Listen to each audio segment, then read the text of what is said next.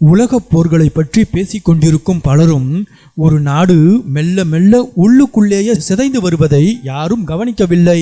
இந்தியாவின் அண்டை நாடுகளுள் ஒன்றான அது சந்தித்து வரும் மிக மோசமான நிலையை சத்தமில்லாத ஒரு பேரழிவு என்றுதான் சொல்ல வேண்டும். அந்த நாடு பாகிஸ்தான்.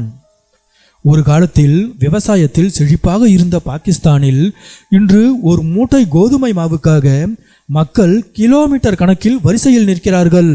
மாவு லாரியை துரத்தி செல்லும் முதியவர்களையும் ஒருவேளை உணவுக்காக கதரும் தாய்மார்களையும் பார்க்கும்போது நெஞ்சம் கனத்து போகிறது. விலைவாசி உயர்வு என்பது அங்கு வெறும் எண்கள் அல்ல, அது பல கோடி மக்களின் பசி. பொருளாதார நெருக்கடியால் மின்சார கட்டணத்தை செலுத்த முடியாமல் மக்கள் தவிக்கிறார்கள். பல நகரங்களில் இரவு நேரங்களில் மின்சாரம் துண்டிக்கப்படுகிறது. மின்சார பற்றாக்குறையால் பல தொழிற்சாலைகள் மூடப்படுவதால் லட்சக்கணக்கான இளைஞர்கள் தங்களது எதிர்காலம் என்னவென்று தெரியாமல் இருளில் தவிக்கின்றனர்.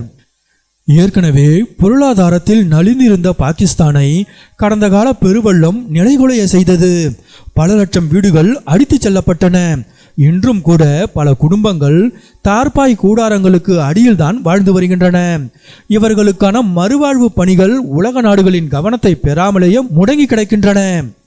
மக்களின் பசியை தீர்க்க வேண்டிய தலைவர்கள் தங்களுக்குள் சண்டையிட்டுக் கொள்வதிலும் அதிகாரத்தை கைப்பற்றுவதிலும் மட்டுமே குறியாக இருக்கிறார்கள். இராணுவத்திற்கும் அரசியல்வாதிகளுக்கும் இடையிலான மோதலில் சாதாரண சாமானிய மக்களின் குரல் நசுக்கப்படுகிறது. பாகிஸ்தானின் பல பகுதிகளில் இன்று பள்ளிக்கூடங்கள் மூடப்பட்டு வருகின்றன. பெற்றோர்களால் பிள்ளைகளின் பள்ளி சீருடைக்கோ புத்தகங்களுக்கோ செலவு செய்ய முடிவதில்லை. வறுமையின் பிடியில் சிக்கிய சிறுவர்கள் கல்வி கற்க வேண்டிய வயதில் குப்பை பொறுக்கவும் டீ கடைகளில் வேலை செய்யவும் தள்ளப்படுகிறார்கள்.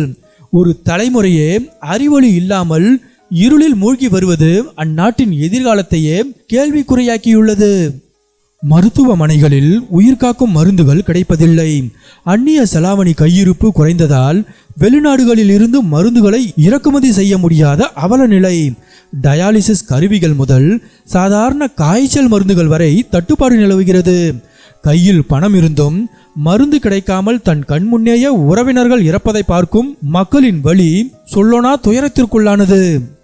நேற்று வரை கௌரவமாக வாழ்ந்த நடுத்தர வர்க்க மக்கள் இன்று ஏழைகளாக மாறி வருகின்றனர். மின்சார கட்டணம் ஒரு மாத சம்பளத்திற்கு இணையாக உயர்ந்துள்ளதால் பல குடும்பங்கள் மின்சாரம் இல்லாமல் வாழ பழகிவிட்டன. வாகனங்களை விற்றுவிட்டு சைக்கிளில் செல்லும் நிலைக்கு பலர் தள்ளப்பட்டுள்ளனர். சமூகத்தில் ஒரு பெரிய இடைவெளி உருவாகி வருகிறது. பாகிஸ்தானின் திறமையான இளைஞர்கள், மருத்துவர்கள் மற்றும் பொறியாளர்கள் நாட்டை விட்டு வெளியேறி வருகின்றனர். கடந்த ஒரு ஆண்டில் மட்டும் லட்சக்கணக்கானோர் வெளிநாடுகளுக்கு தப்பி சென்று விட்டனர். இந்த நாட்டில் இனி எதிர்காலமில்லை என்ற விரக்தி இளைஞர்களிடையே ஆழமாக வேரூன்றிவிட்டது. ஒரு நாட்டின் அறிவுத்திறன் இப்படி வெளியேறுவது அந்த நாட்டை இன்னும் பலவீனமாக்குகிறது. தலைநகர் இஸ்லாமாபாத் மற்றும் லாகூரை தாண்டி பலுச்சிஸ்தான் மற்றும் கைபர் பக்துன்குவா போன்ற பகுதிகளில் மக்கள் இன்னும் மோசமான நிலையில் உள்ளனர். அங்கு அடிப்படை வசதிகள் கூட கிடையாது. அடக்குமுறை, காணாமல் போகும் இளைஞர்கள் மற்றும் உள்நாட்டு போர் போன்ற சூழலால் அந்த மக்கள் சொல்லனா துயரத்திற்கு ஆளாகியுள்ளனர். பாகிஸ்தான் இன்று சீனாவின் பிடியிலும் சர்வதேச நாணய நிதியத்தின் நிபந்தனைகளிலும் சிக்கி தவிக்கிறது.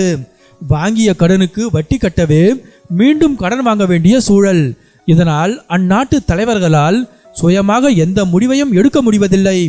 ஒரு நாடு பொருளாதார ரீதியாக அடிமையாவதை விட பெரிய சோகம் வேறொன்றும் இல்லை. உணவு இல்லை, மின்சாரம் இல்லை, மருந்து இல்லை, எல்லாவற்றிற்கும் மேலாக நாளை மாறும் என்ற நம்பிக்கையும் இல்லை. இதுதான் இன்றைய பாகிஸ்தானின் நிதர்சனம்.